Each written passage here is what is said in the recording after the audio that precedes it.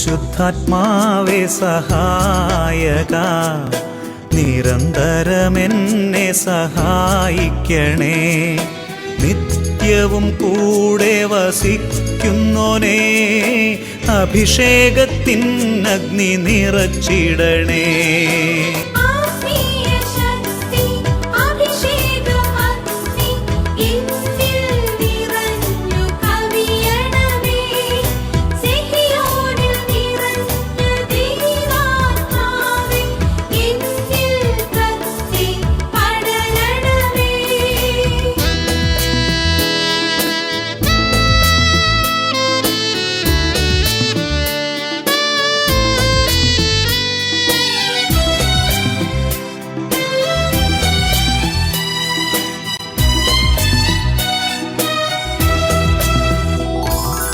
എന്നുള്ളിൽ നിറയുന്ന ദൈവിക ശക്തി ലൗകിക ശക്തിയെ തകർത്തിടുന്നു. പാപനീതി ന്യായ ബോധ്യങ്ങൾ ഹൃത്തിൽ നിറച്ചെന്നെ അഭിഷേചിക്കൂ. പരിശുദ്ധാത്മാവേ സഹായക, നിരന്തരമെന്നെ സഹായിക്കണേ.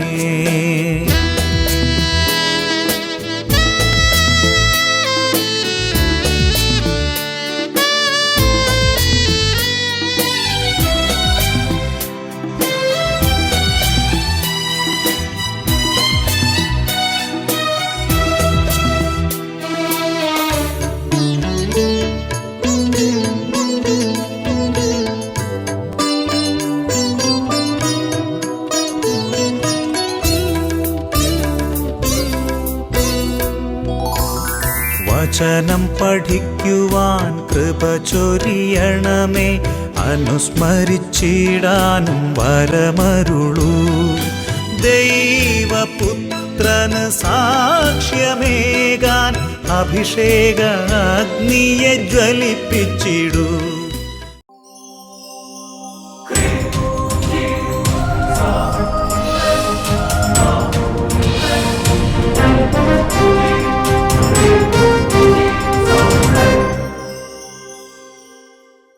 Hallelujah, hallelujah. പ്രിയപ്പെട്ട സഹോദരങ്ങളെ, അഭിഷേകാഗ്നി ശുശ്രൂഷയുടെ എല്ലാ പ്രേക്ഷകരെയും ഏറ്റവും സ്നേഹത്തോടുകൂടെ യേശു ക്രിസ്തുവിൻ്റെ ധന്യനാമത്തിൽ സ്വാഗതം ചെയ്യുകയാണ്. കർത്താവ് ഈ ശുശ്രൂഷ വഴി നിങ്ങൾക്ക് ധാരാളം കൃപകളും അഭിഷേകവും ചൊരിയട്ടെ. പരിശുദ്ധാത്മാവാണ് ഈ ശുശ്രൂഷയിൽ നിങ്ങളെ കൂട്ടിച്ചേർക്കുന്നത്. അപ്പോൾ ആത്മാവ് നിങ്ങൾക്ക് ആവശ്യമുള്ളതെല്ലാം നൽകും. പ്രാർത്ഥിക്കുക. അപ്പോസ്തല പ്രവർത്തനത്തിൽ 1-ാം അധ്യായം 14-ാമത്തെ തിരുലിഖിതം. ഇവർ ഏകമനസ്സോടെ യേശുവിൻ്റെ അമ്മയായ മറിയത്തോടും മറ്റ് സ്ത്രീകളോടും അവൻ്റെ സഹോദരോടൊപ്പം പ്രാർത്ഥനയിൽ മുഴുകിയിരുന്നു.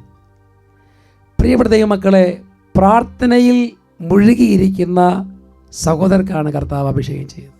അത് ചിലപ്പോൾ വീട്ടിൽ നമ്മളിരുന്ന് പ്രാർത്ഥിക്കുമ്പോഴായിരിക്കാം. ഇപ്പോൾ നിങ്ങൾ ഈ ശുശ്രൂഷയിൽ പങ്കുചേരുന്നുകൊണ്ടിരിക്കുന്ന സമയത്ത് തന്നെ കർത്താവ് നമ്മളെ അനുഗ്രഹിക്കും. അല്ലെങ്കിൽ ശിഖിയോ ധ്യാന കേന്ദ്രത്തിലോ അഭിഷേകാഗ്നി കൺവെൻഷൻ മറ്റ് സ്ഥലങ്ങളിലോ നടക്കുമ്പോൾ അവിടെ കർത്താവിൻ്റെ ആത്മാവ് പ്രവർത്തിക്കും. ഇവിടെ ഒരു സഹോദരന് ക്യാൻസർ രോഗം വന്ന് വളരെയേറെ ക്ലേശം വന്നു. ആ ക്ലേശത്തോടു കൂടി ആ മനുഷ്യൻ ഭാരപ്പെട്ട് ശിഖിയ ധ്യാന കേന്ദ്രത്തിൽ ഒരു താമസത്തിലുള്ള ധ്യാനത്തിന് വന്ന് പ്രാർത്ഥിച്ചപ്പോൾ ആ പ്രാർത്ഥനയിലൂടെ കിട്ടിയ ഒരു അനുഗ്രഹം നമുക്ക്. പേര് ആൻ്റണി. ഞാൻ എറണാകുളം ജില്ലയിൽ അങ്കമാലി കാലടി അടുത്ത് മറ്റൂർ ഇടവകയിൽ നിന്നും വരുന്നു. എനിക്ക് കഴിഞ്ഞ ജനുവരി മാസം തൈറോയിഡ് ക്യാൻസർ ആണെന്ന് എല്ലാ ടെസ്റ്റുകളും നടത്തി സ്ഥിരീകരിച്ചിരുന്നു. തൈറോയിഡ് ക്യാൻസർ ആണെന്ന് മെഡിക്കൽ സയൻസ് സ്ഥിരീകരിച്ചു കഴിഞ്ഞു. എത്രയും പെട്ടെന്ന് ഓപ്പറേഷൻ ചെയ്യണം എന്ന് 2 ഡോക്ടർമാർ നിർദ്ദേശിച്ചു. അപ്പോൾ തന്നെ എൻ്റെ ഭാര്യ അവിടെ ഇരുന്നപ്പോൾ പറഞ്ഞു, നമുക്ക് അട്ടപ്പാടിയിൽ പോയി ഒരു ധ്യാനം കൂടിയിട്ട് ഓപ്പറേഷൻ വേണോ വേണ്ടേ എന്നൊക്കെ നമുക്ക് തീരുമാനിക്കാമെന്ന് പറഞ്ഞു. അങ്ങനെ ഞങ്ങൾ കഴിഞ്ഞ മാർച്ച് മാസം 31-ാം തീയതി ഇവിടെ വന്ന് 5 ദിവസത്തെ ധ്യാനം കൂടി. ആ ധ്യാനത്തിൽ വെച്ച് സാംസനച്ചൻ ക്യാൻസർ രോഗികളോട് മുന്നോട്ട് വരാൻ ആവശ്യപ്പെട്ടു. ഞാനും ആ കൂട്ടത്തിൽ വന്നു നിന്നു, തലയ്ക്ക് കൈവച്ച് പ്രാർത്ഥിച്ചു, ആശീർവദിച്ചു. അതിനുശേഷം അത്ഭുതം എന്ന് പറയട്ടെ, ഞാൻ 2 പ്രാവശ്യം എല്ലാ ടെസ്റ്റുകളും ചെയ്തു. ആദ്യം ഒരെണ്ണം ചെയ്തു കഴിഞ്ഞപ്പോൾ പിന്നെ ഒരു 3 മാസം കഴിഞ്ഞ് വീണ്ടും വന്ന് നമുക്ക് ഒന്നുകൂടി ക്ലിയറാക്കാമെന്ന് പറഞ്ഞ് 3 മാസം കഴിഞ്ഞ് വീണ്ടും എല്ലാ ടെസ്റ്റുകളും ചെയ്തു. യാതൊരു കുഴപ്പവുമില്ല. ശരീരത്തിൽ ക്യാൻസറിന്റെ ഒരണു പോലും ഇല്ല. ഉണ്ട് എല്ലാം ഉണ്ട്. അതായത് ഡോക്ടർമാർ ആദ്യം പറഞ്ഞു തൈറോയിഡ് ക്യാൻസർ ആണെന്ന്. വിവിധ വകുപ്പുകളും വിവിധ ഡോക്ടർമാരും പരിശോധിച്ച് കൺഫേം ചെയ്തു, വെരിഫൈ ചെയ്തു, ഉറപ്പിച്ചു. അതിൻ്റെ ട്രീറ്റ്മെൻറ്റിൻ്റെ സമയത്ത് ഭാര്യ പറഞ്ഞു നമുക്ക് അട്ടപ്പാടിയിൽ പോയി താമസിച്ച് ധ്യാനം കൂടിയിട്ട് നമുക്ക് ഓപ്പറേഷൻ ചെയ്യാമെന്ന് പറഞ്ഞു. ഒരുപാട് എല്ലാ തുടക്കം തൊട്ടുള്ള സർവ്വ ഡോക്യുമെൻസും മെഡിക്കൽ ഡോക്ടർമാർ കൊടുത്തിരിക്കുന്ന തുടക്കം തൊട്ടുള്ള എല്ലാ ഡോക്യുമെൻസും ചേട്ടൻ ഇവിടെ കൊടുത്തിട്ടുണ്ട്. എന്നിട്ട് ധ്യാനം കഴിഞ്ഞ് തിരിച്ച് എന്ന് നോക്കാം. ഒരു ആശുപത്രിയില്ല, 2 ആശുപത്രി അല്ലേ? ഒരു ആശുപത്രിയിൽ പറഞ്ഞു ക്യാൻസർ ഇല്ലെന്ന് പറഞ്ഞു. അപ്പോൾ അവർക്ക് വിശ്വാസം വരുന്നില്ല. വേറൊരു ആശുപത്രിയിൽ കൂടെ പോയി നോക്കിയപ്പോൾ 2 ഹോസ്പിറ്റൽ ഒരേപോലെ പറഞ്ഞു ഈ ശരീരത്തിൽ ക്യാൻസറിൻ്റെ ഒരണു പോലും ഇല്ല, പെർഫെക്റ്റ് കംപ്ലീറ്റ്ലി ഹീലിംഗ് ആണ്, അതുകൊണ്ട് ഇനി ചികിത്സിക്കേണ്ട ആവശ്യമില്ല. അവർ ആ സർട്ടിഫിക്കറ്റും അതിനുവേണ്ടി എല്ലാ ഇതും കൊടുത്തു വിട്ടിരിക്കുകയാണ്. കൈ ഉയർത്തി കൈയടിച്ച് വലിയൊരു അത്ഭുതമാണ് ഈശോ ചെയ്തത്. ഉച്ചത്തിൽ വിളിക്കാം പവർ. അത്ഭുതങ്ങൾ തീർന്നിട്ടില്ല, അടയാളങ്ങൾ തോന്നിട്ടില്ല കാലത്തിൽ ഈ ലോകത്തിൽ. കൈ ഉയർത്തി കൈയടിച്ച്. അത്ഭുതങ്ങൾ തീർന്നിട്ടില്ല, അടയാളങ്ങൾ തോന്നിട്ടില്ല കാലത്തിൽ ഈ ലോകത്തിൽ. ദൈവശക്തി കുറഞ്ഞിട്ടില്ല, ദൈവത്തിൻ കൈ താഴ്ന്നിട്ടില്ല ലോകത്തിൽ ഈ കാലത്തിൽ. ദൈവശക്തി കുറഞ്ഞിട്ടില്ല, ദൈവത്തിൻ കൈ താഴ്ന്നിട്ടില്ല ലോകത്തിൽ ഈ കാലത്തിൽ. കൈ ഉയർത്തി. പെരുമഴ പോൽ പെയ്യുന്നു, അത്ഭുതവും വിടുതലും ഈ ജനതയിൽ.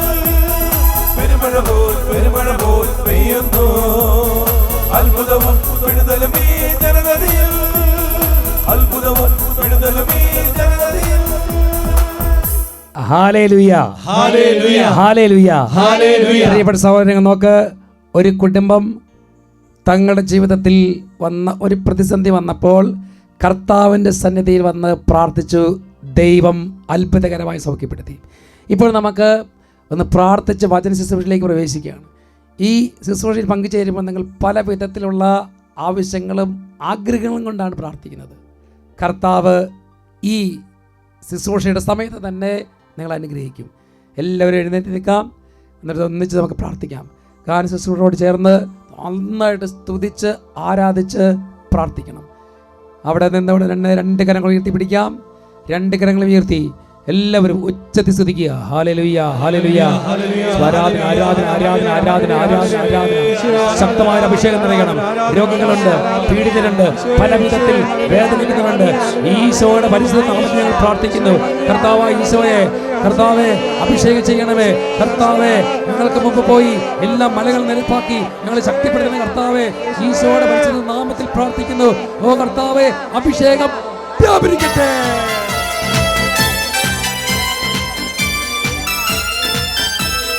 കരങ്ങളടിച്ച് ഞങ്ങൾക്കു മുമ്പേ പോകണമേ, മലകൾ നിരപ്പാക്കിയിടണമേ.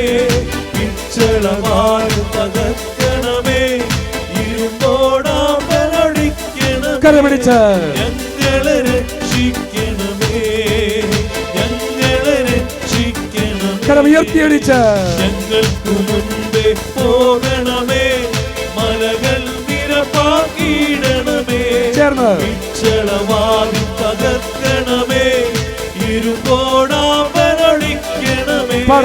ഞങ്ങളെ രക്ഷിക്കണമേ, ഞങ്ങളെ രക്ഷിക്കണമേ.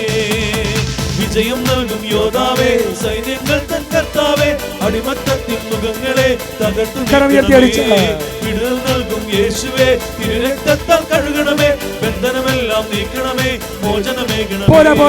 വിജയം നൽകും യോദ്ധാവേ, സൈന്യങ്ങൾ തൻ കർത്താവേ, അടിമത്തത്തിൻ മുഖങ്ങളെ തകർത്തു നീക്കണമേ. വിടുതൽ നൽകും യേശുവേ തിരുരക്തത്താൽ കഴുകണമേ ബന്ധനമെല്ലാം നീക്കണമേ മോചനമേകണമേ. Hallelujah hallelujah hallelujah.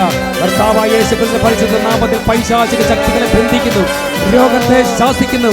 Cancer, psoriasis, വലിവ്, അലർജി രോഗങ്ങൾ കർത്താവ് സാത്താനാൽ ബന്ധിക്കപ്പെട്ട്, തിന്മയുടെ കെട്ടുകൾ ബന്ധിക്കപ്പെട്ട് ഇപ്പോൾ കഴിയുന്ന ഓരോ കുടുംബങ്ങളിലേക്കും ദൈവത്തിന്റെ ശക്തി, യേശുവിന്റെ അത്ഭുത ശക്തി വ്യാപരിക്കട്ടെ. ഫറവോയിൽ നിന്നും ഇസ്രായേലിനെ വിടുവിച്ച ദൈവമേ, ശക്തിയോടെ ദുഷ്ടനെ ബന്ധിച്ച സാറായെ രക്ഷിക്കാൻ മനസ്സായ ദൈവമേ, ഫറവോയിൽ നിന്നും ഇസ്രായേലിനെ വിടുവിച്ച ദൈവമേ, ദുഷ്ടനെ ബന്ധിച്ചു സാറായെ രക്ഷിക്കാൻ മനസ്സായ ദൈവമേ, വചനമയ ചീടണമേ മക്കളെ വിടുവിക്കണമേ, വചനമയ ചീടണമേ മക്കളെ വിടുവിക്കണമേ.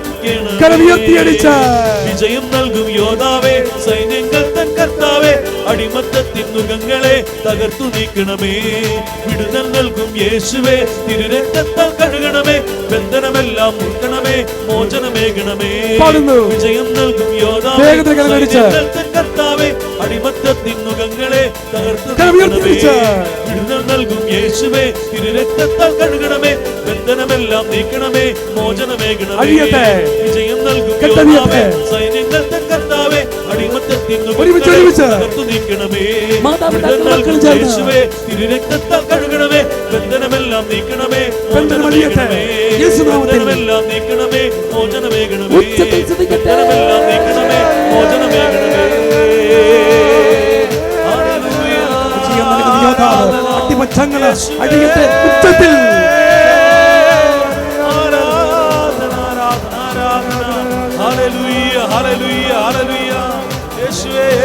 രണ്ട് കരങ്ങൾ ഉയർത്തി ഉച്ചത്തിൽ വിളിക്കുന്നു യേശുവേ യേശുവേ യേശുവേ യേശുവേ യേശുവേ. പ്രാർത്ഥിക്കുന്നു. വിജയം നൽകും യോദ്ധാവേ സൈന്യങ്ങൾ തൻ കർത്താവേ, അടിമത്തത്തിൻ നുകങ്ങളെ തകർത്തു നീക്കണമേ. വിടുതൽ നൽകും യേശുവേ തിരുരക്തത്താൽ കഴുകണമേ ബന്ധനമെല്ലാം നീക്കണമേ മോചനമേകണമേ. ബന്ധനമെല്ലാം നീക്കണമേ മോചനമേകണമേ.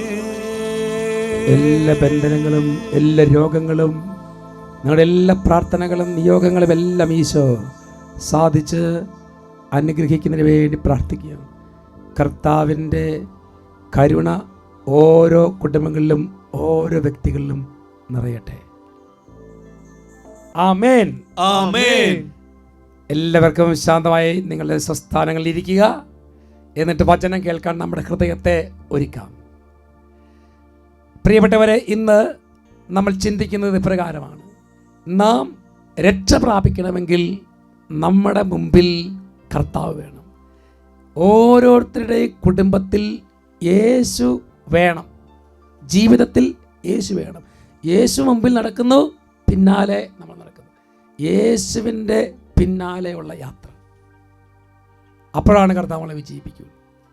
ഈ ഒരു കാര്യം ഞാൻ സംസാരിക്കുമ്പോൾ ജോഷുവയുടെ പുസ്തകത്തിൽ 6-ാം അധ്യായത്തിൽ 12, 13, 14 തില്ലിഖിതങ്ങൾ. പിറ്റേ ദിവസം അതിരാവിലെ ജോഷുവ ഉണർന്നു. പുരോഹിതന്മാർ കർത്താവിൻ്റെ പേടകമെടുത്തു. 7 പുരോഹിതന്മാർ ആട്ടിൻകൊമ്പ് കൊണ്ടുള്ള 7 കാഹളങ്ങൾ സദാ മുഴക്കിക്കൊണ്ട് കർത്താവിൻ്റെ പേടകത്തിന് മുമ്പേ നടന്നു. ആയുധധാരികൾ അവർക്ക് മുമ്പേയും ബാക്കിയുള്ളവർ വാഗ്ദാന പേടകത്തിൻ്റെ പിമ്പേയും നടന്നു. കാഹളത്തിന് സദാ മുഴങ്ങിക്കൊണ്ടിരുന്നു. 2-ാം ദിവസം അവർ പട്ടണത്തിൽ പ്രദർശനം വയ്ക്കുകയും പാളയത്തിലേക്ക് മടങ്ങുകയും ചെയ്തു. 6 ദിവസം ഇങ്ങനെ ചെയ്തു. 7-ാം ദിവസം പ്രിയപ്പെട്ട സഹോദരങ്ങളെ, ജെറീക്കോ കോട്ട തകർന്ന് താഴെ വീണു. ഇത് ഞാൻ പറയുമ്പോൾ നമുക്ക് ഇന്ന് പറഞ്ഞ് ഇത്രയേ ഉള്ളൂ. കർത്താവ് ആണ് നമുക്ക് വിജയം നൽകുന്നത്, കർത്താവാണ് രക്ഷിക്കുന്നത്. ഇസ്രായേൽ ജനത്തിൻ്റെ മുമ്പിൽ പ്രതിബന്ധമായിട്ട് നിന്ന ജെറീക്കോ കോട്ടയെ കീഴടക്കാൻ അവർ ചെയ്തത് എന്താ? പുരോഹിതന്മാരോട് പറഞ്ഞു, നിങ്ങൾ വാഗ്ദാന പേടകം തോളിൽ വഹിച്ചുകൊണ്ട് മുമ്പേ നടക്കുക. അതിന് പിന്നാലെ ജനങ്ങൾ പാട്ട്, കാഹളം ഇങ്ങനെ മുഴക്കിക്കൊണ്ട് ദൈവത്തെ സ്തുതിച്ചുകൊണ്ട് 1 അല്ല 6 ദിവസം, 7-ാം ദിവസം പ്രഭാതം അവർ കാണുന്നത് അവരുടെ മുമ്പിലെ പ്രതിബന്ധം കർത്താവ് തകർത്തു. അപ്പോൾ പ്രിയപ്പെട്ട സഹോദരങ്ങളെ, നമ്മുടെ മുമ്പിൽ രോഗങ്ങളായിട്ടും തകർച്ചകളായിട്ടും കടബാധകളായിട്ടും വലിയ പ്രതിബന്ധങ്ങൾ നിൽക്കുമ്പോൾ അതിനെ അതിജീവിക്കാൻ നാം എന്ത് ചെയ്യണം? ദൈവത്തെ മുമ്പിൽ കണ്ടുകൊണ്ട് പിന്നാലെ പോകണം. ഹെബ്രായർക്കാരുടെ ലേഖനത്തിൽ 12-ാം അധ്യായം 2-ാമത്തെ തിരുലിഖിതം, നമ്മുടെ വിശ്വാസത്തിൻ്റെ നാഥനും അതിനെ പൂർണ്ണതയിൽ എത്തിക്കുന്നതിനുമായ യേശു ക്രിസ്തുവിനെ മുന്നിൽ കണ്ടുകൊണ്ട് വേണം ഓടാൻ. അവൻ തനിക്കുണ്ടായിരുന്ന സന്തോഷം ഉപേക്ഷിച്ച് അപമാനം വകവയ്ക്കാതെ കുരിശ് ക്ഷമയോടെ സ്വീകരിച്ചു. ദൈവസിംഹാസനത്തിൻ്റെ വലതുഭാഗത്ത് അവൻ അവരോധിക്കപ്പെടുകയും ചെയ്തു. പ്രിയപ്പെട്ട സഹോദരങ്ങളെ, എനിക്ക് ഇത്രയേ ഉള്ളൂ. യേശു ക്രിസ്തുവിനെ മുമ്പിൽ കണ്ടുകൊണ്ട് വേണം നമ്മൾ യാത്ര ചെയ്യാൻ. യേശുവില്ലാത്ത യാത്ര, യേശുവില്ലാത്ത കുടുംബം, യേശുവില്ലാത്ത വ്യക്തി ജീവിതം, യേശുവില്ലാത്ത ജോലി സ്ഥലം, യേശുവില്ലാത്ത ബിസിനസ് സ്ഥാപനം, ആ ബിസിനസ് സ്ഥാപനം തകർന്നടിയും. പ്രിയപ്പെട്ട സഹോദരങ്ങളെ, യേശു ക്രിസ്തുവിൻ്റെ മുമ്പിൽ കണ്ടുകൊണ്ട് ഓടണം. ഞാൻ ഈ കഴിഞ്ഞ നാളുകളിൽ ഒരു ബിസിനസ് സ്ഥാപനം സന്ദർശിച്ചപ്പോൾ അവിടെ ആ ബിസിനസ് സ്ഥാപനത്തിൽ അവരുടെ മുതലാളിമാരിയ്ക്കുന്ന ക്യാബിനിൽ കയറി. അപ്പോൾ അവിടെ ക്യാബിനിൽ കയറിയപ്പോൾ അവിടെ ഒരു സ്ഥലത്ത് 3 കസേര, അപ്പനും മകനും അതിൻ്റെ ഓണേഴ്സാണ്, അവർക്ക് 2 കസേര. ഞാൻ ചോദിച്ചു, ഈ കസേര ആർക്കാണ്? അപ്പോൾ പറഞ്ഞു, ആ കസേര യേശു ക്രിസ്തുവിൻ്റെ കസേരയാണ്. ഇത് വേറെ ആരും അതിലിരിക്കില്ല. പ്രിയപ്പെട്ട സഹോദരങ്ങളെ, ആ സ്ഥാപനം കർത്താവാണ് നയിച്ചു കൊണ്ടിരിക്കുന്നത്. അവർക്കൊരു പരാജയം ഇതുവരെയായിട്ട് കർത്താവ് കൊടുത്തിട്ടില്ല. അപ്പോൾ പ്രിയപ്പെട്ട സഹോദരങ്ങളെ, ദൈവത്തിൻ്റെ കൃപ നമ്മളിലേക്ക് ഒരുങ്ങണമെങ്കിൽ കർത്താവ് നമ്മുടെ കുടുംബത്തിൽ ഉണ്ടാവണം. അതുകൊണ്ടാണ് പറഞ്ഞത്, യേശു ക്രിസ്തുവ് മുമ്പിലുണ്ട്, അതിന് പിന്നാലെ നമ്മൾ ഓടണം, അല്ലെങ്കിൽ നമുക്ക് വിജയം ഇല്ല. ഫിലിപ്പിയർക്കുള്ള ലേഖനം 3-ാം അധ്യായം 12, 13, 14 തിരുലിഖിതങ്ങൾ. ഇത് എനിക്ക് കിട്ടിക്കഴിഞ്ഞെന്നോ ഞാൻ പൂർണ്ണനായെന്നോ അർത്ഥമില്ല. ഇത് സ്വന്തമാക്കാൻ വേണ്ടി ഞാൻ തീവ്രമായി പരിശ്രമിക്കുകയാണ്. യേശു ക്രിസ്തു എന്നെ സ്വന്തമാക്കിയിരിക്കുന്നു. സഹോദരരെ, ഞാൻ തന്നെ ഇനിയും ഇത് സ്വന്തമാക്കിയെന്ന് കരുതുന്നില്ല. എന്നാൽ ഒരു കാര്യം ഞാൻ ചെയ്യുന്നു, എൻ്റെ പിന്നിലുള്ളവയെ വിസ്മരിച്ചിട്ട് മുമ്പിലുള്ളവയെ ലക്ഷ്യമാക്കി ഞാൻ മുന്നേറുന്നു. യേശു ക്രിസ്തുവിലൂടെ ഉന്നതത്തിലേക്കുള്ള ദൈവത്തിൻ്റെ വിളിയാകുന്ന സമ്മാനത്തിന് വേണ്ടി ഞാൻ ലക്ഷ്യത്തിലേക്ക് പ്രയാണം ചെയ്യുന്നു. പ്രിയപ്പെട്ട സഹോദരങ്ങളെ, യേശു ക്രിസ്തുവിൻ്റെ ലക്ഷ്യം വെച്ചുകൊണ്ട്, യേശു ക്രിസ്തുവിനെ മുമ്പിൽ കണ്ടുകൊണ്ട് നാം യാത്ര ചെയ്യുമ്പോൾ നാം ഉന്നതങ്ങളിലെത്തും, ഉയരങ്ങളിലെത്തും. ഇന്ന് പലരും തങ്ങളുടെ ജീവിതത്തിൽ പരാജയപ്പെടുന്ന കാരണം എന്താ? യേശു ക്രിസ്തു അവരുടെ മുമ്പിലില്ല. ബിസിനസ് പരാജയപ്പെടും, കൃഷി പരാജയപ്പെടും. പ്രിയപ്പെട്ട സഹോദരങ്ങൾ, ഏത് ജീവിതാന്തസ്സിൽപ്പെട്ടവരാണെങ്കിലും അവരുടെ ജീവിതം കൃപയും അഭിഷേകമുള്ളതായി തീരണമെങ്കിൽ യേശു ക്രിസ്തു അവരുടെ മുമ്പിൽ വേണം. യേശുവില്ലാത്തതാണ് ഇന്ന് നമ്മുടെ പ്രശ്നം. ഇത് ഞാൻ പറയുമ്പോൾ, ഇന്ന് ഈ ഒരു വചനം പറയുമ്പോൾ എനിക്ക് തിരുസഭയിലെ ഒരു കൊച്ചു വിശുദ്ധയുടെ കാര്യം ഓർമ്മ വരികയാണ്. കൊച്ചു വിശുദ്ധ, ആ വിശുദ്ധ, അവളുടെ പേര് ഇമ്മൽഡ എന്നാണ്. ഇമ്മൽഡ ലെംബർത്തിനി എന്നാണ്. പ്രിയപ്പെട്ട സഹോദരങ്ങളെ, ആ കൊച്ചു കുട്ടി, അവളെ ജനിച്ച് വീണു, മാതാപിതാക്കൾ അവളെ വളർത്തി. 5 വയസ്സായപ്പോൾ ആ കുട്ടിയുടെ ജന്മദിനത്തിൽ മാതാപിതാക്കൾ ആ ജന്മദിനം ആഘോഷിക്കുന്ന സമയത്ത് മാതാപിതാക്കൾ അവളോട് ചോദിക്കുകയാണ്, തലേ ദിവസം, പിറ്റേ ദിവസം ജന്മദിനമാണ്, തലേ ദിവസം ആ കുട്ടിയോട് ചോദിക്കുകയാണ്, മോളെ, നാളെ നിന്റെ ജന്മദിനമാണ്, നീ പിറന്ന ദിവസം, മോൾക്ക് എന്താണ് പപ്പായും മമ്മിയും സമ്മാനം തരേണ്ടത്? ആ കുട്ടി 2 നിമിഷം ആലോചിച്ചു. പെട്ടെന്ന് തന്നെ അവൾ പറയാണ്, എനിക്ക് ഈശോയെ തരാമോ? അവൾ ഉദ്ദേശിക്കുന്നതാണ് ദിവ്യകാരുണ്യ ഈശോയെ ആദരവാനും നമ്മൾ സ്വീകരിക്കുന്ന ദിവ്യകാരുണ്യം ഈശോയെ എനിക്ക് തരാമോ? മാതാപിതാക്കൾ കൺഫ്യൂഷനായി. കാരണം ആ കാലഘട്ടത്തിൽ 14 വയസ്സ് കഴിയാതെ കുട്ടികൾക്ക് ദിവ്യകാരുണ്യം നൽകാറില്ല. കാരണം അവരൊരു ഒരു വിധത്തിൽ അവർക്ക് നല്ല ബോധ്യമൊക്കെ ആയി യേശു ക്രിസ്തുവിനെ അല്ലെങ്കിൽ ദൈവമാണെന്ന് അറിയാനും വചനമൊക്കെ വായിക്കാനും അല്പം ബുദ്ധി ലെവലൊക്കെ വളർന്നു കഴിഞ്ഞ് കഴിയുമ്പോഴേ കൊടുക്കുകയുള്ളൂ. മാതാപിതാക്കൾ കൺഫ്യൂഷനായി. മാതാപിതാക്കൾ പറഞ്ഞു, മോളെ നീ ചോദിച്ചത് നല്ല കാര്യം, പക്ഷേ ഇപ്പോൾ നിനക്ക് പ്രായം 5 വയസ്സായിട്ടുള്ളൂ. ഈ പ്രായത്തിൽ നിനക്ക് ദിവ്യകാരുണ്യം തരാൻ സാധിക്കുകയില്ല. അപ്പോൾ അവൾക്ക് വളരെ സങ്കടമായി. അവൾ സങ്കടപ്പെട്ട് ഇങ്ങനെ ഇരിക്കുകയാണ്. അങ്ങനെ എപ്പോഴും അവൾക്ക് സങ്കടമാണ്. എന്ത് ചോദിച്ചാലും പറയും എനിക്ക് ഈശോയെ വേണം, ആ ഒരൊറ്റ വാക്കുകൾ പറയുള്ളൂ. അങ്ങനെ സങ്കടപ്പെട്ടിരുന്ന അവൾ 9ാമത്തെ വയസ്സിൽ ഡൊമിനിക്കൻ സിസ്റ്റേഴ്സിൻ്റെ കോൺവെൻറ്റിൽ പോയി ചേർന്നു. ആ കോൺവെൻറ്റിൽ ചേരുമ്പോൾ മാതാപിതാക്കളോട് പറഞ്ഞെങ്ങനെയാണ്, എനിക്ക് ദിവ്യകാരുണ്യം സ്വീകരിക്കാൻ പറ്റിയില്ലെങ്കിലും ഈശോയോടൊപ്പം ഈശോയെ മുമ്പിൽ കണ്ടുകൊണ്ട് എപ്പോഴും ഈശോയെ കണ്ടുകൊണ്ട് എനിക്ക് ഇരിക്കാമല്ലോ. അങ്ങനെ ഒരു ദേവാലയത്തിൽ ഇങ്ങനെ പ്രാർത്ഥിച്ചുകൊണ്ടിരുന്നു. 1333 മെയ് മാസം 12-ാം തീയതി അവൾ ദേവാലയത്തിൽ പ്രാർത്ഥിച്ചുകൊണ്ടിരിക്കുമ്പോൾ, ഒരു സ്വർഗാരോഹണ തിരുനാളിൻ്റെ തലേ ദിവസമാണത്. അവൾ പ്രാർത്ഥിച്ചുകൊണ്ടിരിക്കുമ്പോൾ ഒറ്റയ്ക്ക് മണിക്കൂറുകളോളം അവൾ ദേവാലയത്തിൽ പ്രാർത്ഥിച്ചുകൊണ്ടിരിക്കുന്നു. അപ്പോൾ ആ ദേവാലയ ശുശ്രൂഷി നോക്കുമ്പോൾ ഇതാ ഇമ്മൽഡ എന്ന് പറയുന്ന കൊച്ചു കുട്ടിയുടെ തലയ്ക്ക് മുകളിൽ ഒരു ദിവ്യകാരുണ്യം നിൽക്കുന്നു. അദ്ദേഹത്തിന് അത്ഭുതമായി. അദ്ദേഹം ഓടിച്ചെന്ന് വികാരിച്ചിനോട് പറഞ്ഞു, ഇതാ ഒരു അത്ഭുതം. വികാരിച്ച് ഓടി വന്നു. നോക്കുമ്പോൾ വികാരിച്ചിന് കാണുകയാണ്, ഇതാ ആ കുഞ്ഞ് 9 വയസ്സുള്ള കുട്ടിയുടെ തലയ്ക്ക് മുകളിൽ ഒരു ദിവ്യകാരുണ്യം. അതിൻ്റെ പ്രകാശം ആ പള്ളിയിലും പരിസരം ഇങ്ങനെ പ്രകാശം വീശി. ആ നല്ല വൈദികന് ആ നല്ല വൈദികന് ഈ കുട്ടിയുടെ ദിവ്യകാരുണ്യത്തെക്കുറിച്ച് സ്നേഹത്തെക്കുറിച്ച് ആഴത്തിൽ ഉണ്ടായിരുന്നത് കൊണ്ട് അപ്പോൾ തന്നെ സക്രാരി തുറന്ന് ആ കുഞ്ഞിന് ദിവ്യകാരുണ്യം നാവിൽ വെച്ച് കൊടുക്കുകയാണ്. പ്രിയപ്പെട്ട സഹോദരങ്ങളെ, ദിവ്യകാരുണ്യം സ്വീകരിച്ച ആ നിർവൃതിയിൽ അവൾ അത്ര സന്തോഷത്തോടെ മുട്ടുകുത്തി കരങ്ങൾ നെഞ്ചോട് ചേർത്ത് വെച്ച് അവൾ ഇങ്ങനെ ഈശോയെ സ്നേഹിച്ച് മുട്ടുകുത്തി നിൽക്കുകയാണ്. അങ്ങനെ മണിക്കൂറുകൾ കഴിഞ്ഞു. പള്ളിയിൽ നിന്ന് എഴുന്നേറ്റ് പോയി. രാവിലെ സ്വീകരിച്ച ദിവ്യകാരുണ്യമായി നിൽക്കുന്ന ആ കുട്ടി, അവൾ ഉച്ചയ്ക്ക് ഭക്ഷണം കഴിക്കാൻ വന്നില്ല, വൈകുന്നേരം വന്നില്ല.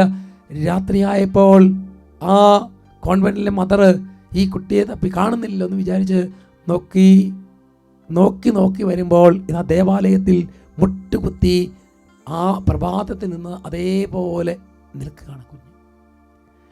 പ്രിയപ്പെട്ട സഹോദരങ്ങളെ, ആ നല്ല അമ്മ മദർ പുറകെ നിന്ന് വിളിക്കുകയാണ്, മോളെ. പക്ഷേ അവൾ കേട്ടില്ല. ആ സിസ്റ്റർ അടുത്തേക്ക് ചെന്നു അവളെ തോളി തട്ടു, മോളെ കുറേ സമയമായില്ലേ, വാ അത്താഴം കഴിക്കാം എന്ന് പറയുമ്പോൾ അവൾ പയ്യെ ചാഞ്ഞ് ആ നിലത്തേക്ക് വീഴും. ആമ തട്ടി വിളിക്കും, പക്ഷേ എന്നേക്കുമായി തുറക്കാത്ത വിധത്തിൽ അവളുടെ കണ്ണ് അടഞ്ഞിരുന്നു. ഇനി ഒരിക്കലും ഇടിക്കാത്ത വിധത്തിൽ അവളുടെ നെഞ്ച് ഇടിപ്പ് നിന്നിരുന്നു. പ്രിയപ്പെട്ട സഹോദരങ്ങളെ, ദിവ്യകാരുണ്യം സ്വീകരിച്ച് ആ സ്നേഹത്തിൽ കർത്താവിൻ്റെ കരങ്ങളിലേക്ക് തൻ്റെ ആത്മാവിനെ സമർപ്പിച്ച ഒരു കൊച്ചു വിശുദ്ധിയാണ് ഇമ്മെല്ല ലംബോർത്തിനി. പ്രിയപ്പെട്ട സഹോദരങ്ങളെ, അതിനുശേഷം ലിയോ 12-ാം മാർപ്പാപ്പ ഈ മകളെ വിശുദ്ധിയായിട്ട് പ്രഖ്യാപിക്കുകയാണ്. ആ ദേശം മുഴുവൻ ആഹ്ലാദം കൊണ്ട് ആ ദിവസം തുള്ളിച്ചാടി. കാരണം ആ കുട്ടിയുടെ യേശുവിനുള്ള സ്നേഹം, യേശു ക്രിസ്തുവിനെ മുമ്പിൽ കണ്ടുകൊണ്ടുള്ള യാത്ര ആ ദേശത്തിന് മുഴുവൻ അറിയാമായിരുന്നു. തുള്ളിച്ചാടി. പ്രിയപ്പെട്ട സഹോദരങ്ങൾ, നോക്ക്, എത്ര വർഷം എത്ര കാലം ഈ ഭൂമിയിൽ ജീവിച്ചു എന്നുള്ളതല്ല, എത്ര സമയം, എങ്ങനെ നീ നിന്റെ യേശുവിനെ സ്നേഹിച്ചു എന്നതാണ് ഇതിനുള്ള ഉത്തരം. പ്രിയപ്പെട്ട സഹോദരങ്ങൾ, അതാ പറഞ്ഞത്, നമുക്ക് മുമ്പേ കർത്താവ് യാത്ര ചെയ്യണം. നമ്മൾക്ക് മുമ്പേ കർത്താവ്, നമ്മുടെ കുടുംബത്തിൽ കർത്താവ് നടക്കണം. അപ്പോൾ പ്രതിബന്ധങ്ങളില്ല, തടസ്സങ്ങളില്ല, രോഗങ്ങളില്ല, പീഡകളില്ല. പ്രിയപ്പെട്ട സഹോദരങ്ങളെ, കർത്താവ് നമ്മളെ അനുഗ്രഹിക്കും. നിയമാവർത്തന പുസ്തകത്തിൽ 31-ാം അധ്യായം 8-ാമത്തെ തിരുലിഖിതം, കർത്താവാണ് നിന്റെ മുമ്പിൽ പോകുന്നത്, അവിടുന്ന് നിന്നോട് കൂടെ ഉണ്ടായിരിക്കും. അവിടുന്ന് നിന്നെ ഭഗ്നാശനാക്കുകയോ പരിത്യജിക്കുകയോ ഇല്ല. ഭയപ്പെടുകയോ സംഭ്രമിക്കുകയോ വേണ്ട. കർത്താവ് പറയാണ്, കർത്താവ് നമ്മുടെ മുമ്പിൽ പോകണം. അതുകൊണ്ട് ഒന്നിനും ഭയം വേണ്ട, സംഭ്രമം വേണ്ട, ആദി വേണ്ട, ഉത്കണ്ഠ വേണ്ട. ഇത് നമുക്കൊരു ശക്തിയായി മാറണം. യേശു ക്രിസ്തു നമുക്ക് ശക്തിയായി, ഓജസ്സായി, ജീവനായി വേണം. ഗലാത്യക്കാരുടെ ലേഖനത്തിൽ 4-ാം അധ്യായം അതിൽ 19-ാമത്തെ ലിഖിതം, എൻ്റെ കുഞ്ഞുങ്ങളെ, ക്രിസ്തു നിങ്ങളിൽ രൂപപ്പെടുന്നത് വരെ വീണ്ടും ഞാൻ നിങ്ങൾക്ക് വേണ്ടി ഈറ്റുനോവ് അനുഭവിക്കുന്നു. പൗലോസ് പറയാണ്, നിങ്ങളുടെ ഹൃദയത്തിൽ, നിങ്ങളുടെ ജീവിതത്തിൽ ക്രിസ്തു ഇനിയും ജനിച്ചിട്ടില്ലേ? നീ സ്വീകരിച്ച ദിവ്യകാരുണ്യം, നീ നടത്തുന്ന വിശുദ്ധ കുർബാന അർപ്പണങ്ങൾ, ഇതിലൂടെയൊന്നും നിന്റെ ഉള്ളിൽ യേശു ജനിച്ചിട്ടില്ലെങ്കിൽ, പ്രിയപ്പെട്ട സഹോദരങ്ങളെ, നമ്മൾ പറയുന്ന വചനങ്ങളും കേൾക്കുന്ന വചനങ്ങളും വെറും അതിനൊന്നും ഒരർത്ഥമോ അതിന് വിലയോ ഉണ്ടാവില്ല. യേശു ക്രിസ്തു നിങ്ങളുടെ മുമ്പിൽ നടക്കട്ടെ, നിങ്ങളുടെ കുടുംബത്തിൽ രാജാവായി വാഴട്ടെ. കർത്താവ് ഈ ദിവസം നിങ്ങൾ ധാരാളമായി അനുഗ്രഹിക്കട്ടെ. ആമേൻ.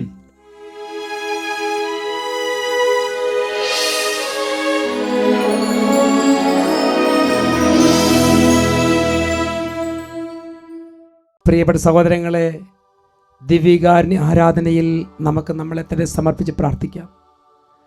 ഇന്ന് അഭിഷേകാഗ്നിയിൽ നിങ്ങൾ പ്രാർത്ഥിച്ച എല്ലാ നിയോഗങ്ങളും ഈശോ സാധിക്കും.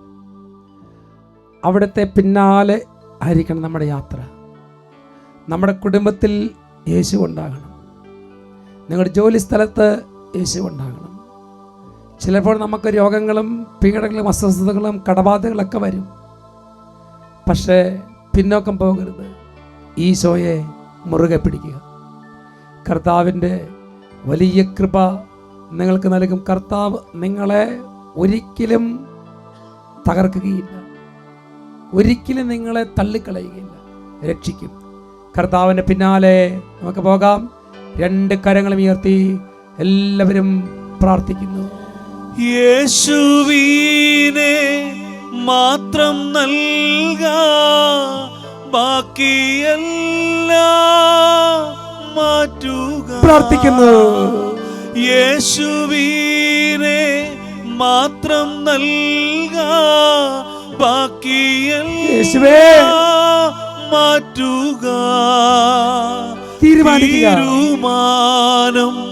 ചെയ്തു മേലിൽ പിന്നിലേക്കില്ലൽപ്പവും. ഹൃദയം നുറുങ്ങി പ്രാർത്ഥിക്കുന്നു. തീരുമാനം ചെയ്തു മേലിൽ പിന്നിലേക്കില്ലൽപ്പവും. 2 കരങ്ങൾ ഉയർത്തി ചങ്ക് തുറന്ന് ഈശോയെ വിളിക്കുന്ന സമയം ഈശോ നിങ്ങൾ ഓരോരുത്തരെയും കുടുംബത്തെ അനുഗ്രഹിക്കുന്നു. സ്വരം ഉയർത്തി വിളിക്കട്ടെ. യേശുവേ,